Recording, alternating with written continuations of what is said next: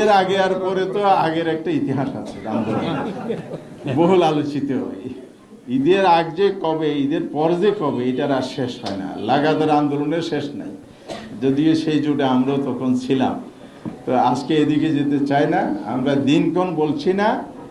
আমরা অল্প সময়ের মধ্যে এখন যেহেতু সামনে ঈদ, এটা তো বাস্তব। ঈদের আগে পরে আপনি হাসির আর যাই হোক না কেন, বাস্তব কথা। যেমন আমাদের অনেক নেতৃত্ব উমরায় গেছেন, এতে কাবে আছেন, এগুলো বাস্তবতা। সুতরাং ঈদের আগে তো বসার সুযোগ হচ্ছে না। আমরা আন্দোলনটা রূপরেখা তৈরি করার জন্য আগামী এপ্রিল মাসের 28 না মার্চের 28 তারিখ শীর্ষ নেতৃবৃন্দের একটা বৈঠক প্রস্তাব করেছি। ওনারা সবাই একমত হলে 28 তারিখ বৈঠকে ভবিষ্যৎ আন্দোলনের রূপরেখা তৈরি হবে ইনশাআল্লাহ। বিগত দিনে অনেক আবর্জনা পরিষ্কার করতে হবে এবং সাংবিধানিক প্রতিষ্ঠান সহ সংবিধানের বেসিক স্ট্রাকচারের মধ্যে বিভিন্ন পর্যায়ে কাটাছিটা করে পঞ্চদশ সংশোধনের মাধ্যমে সংবিধানের মূল ক্যারেক্টারটা নষ্ট করা হয়েছে, যার মধ্যে দিয়ে ফেসিবাদের উত্থান হয়েছে, স্বৈরতন্ত্রের জন্ম হয়েছে, গণতন্ত্রহীনতা, অনেক কিছু হয়েছে।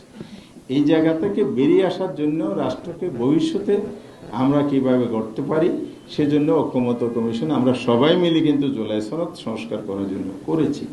এখন আপনি যদি বলেন আমার এটা মানি, ওইটা মানি না, তো এক শিশুকে যখন মা ওষুধ খাওয়াইতে চাইলো, তখন ওষুধ খাইতে চায় না, কি করলো, মিষ্টির ভিতর ওষুধ ঢুকাইয়া বাচ্চার মুখে দিল, বললো আমি তোমার জন্য পানি নিয়ে আসি।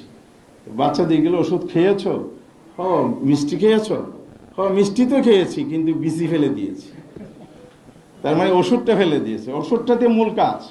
তো মিষ্টি খেয়ে তো ওষুধ সারবে না, জ্বর সারবে না। এখনো যদি আপনি সংস্কার যদি বেছে বেছে মানেন, তাহলে তো আগের জায়গায় চলে গেলেন। আমার দলীয় ইন্টারেস্টটা রক্ষা করলাম, তাহলে তো রাষ্ট্রের সংস্কার হবে না। ওষুধ রোগ নিরাময় কিন্তু হচ্ছে না, কারণ আপনি রোগ নিরাময়ের জায়গায় পৌঁছতেছেন না। এই ধরনের যদি পছন্দ অনুযায়ী সংস্কার করা হয়, তাহলে সেটা জনগণ মানবে না। কেন মানবে না? জনগণ কিন্তু জুলাই আদেশের উপর বাস্তবায়ন গণরায় দিয়েছে, গণভোট হ্যাঁ দিয়েছে। তো জুলাই আদেশ 100% বাস্তবায়ন করতে হবে, কারণ এটা পাবলিক প্রপার্টি।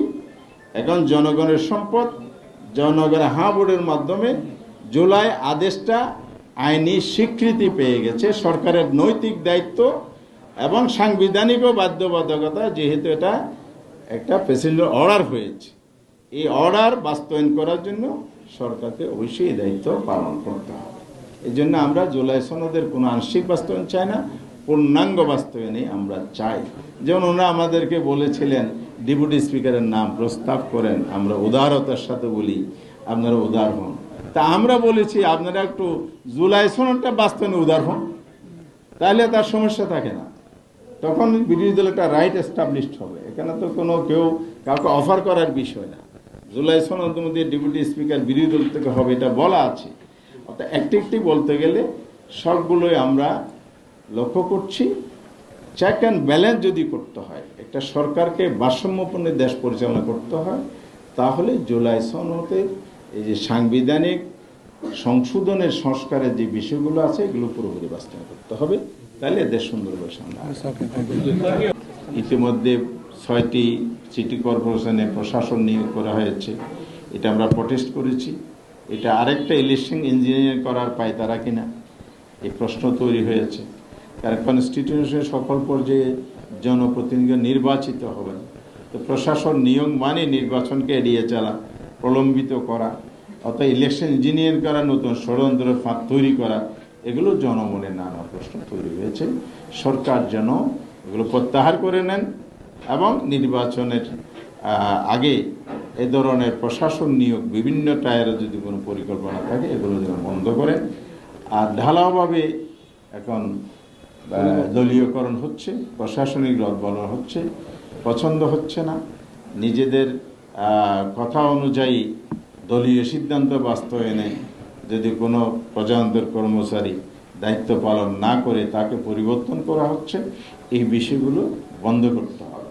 কারণ এতে পেশাদারিত্ব নষ্ট হয়, দক্ষ এবং প্রফেশনাল স্কিল যে সমস্ত অফিসার আছে জাতীয় জীবনে ভূমিকা রাখতে পারে, তাদেরকে মেধাকে কিন্তু অবমূল্যায়ন করা হয় দলীয়করণের মাধ্যমে। অতীতে যেভাবে মেধাহীন লোকদেরকে দলীয় স্বার্থ সিদ্ধির জন্য এজেন্ডা বাস্তবায়নের জন্য বিভিন্ন জায়গায় বসানো হয়েছে, সে প্রক্রিয়া ইতিমধ্যে শুরু হয়েছে। সেটাও বন্ধ করার জন্য আমরা সরকারের দাবি।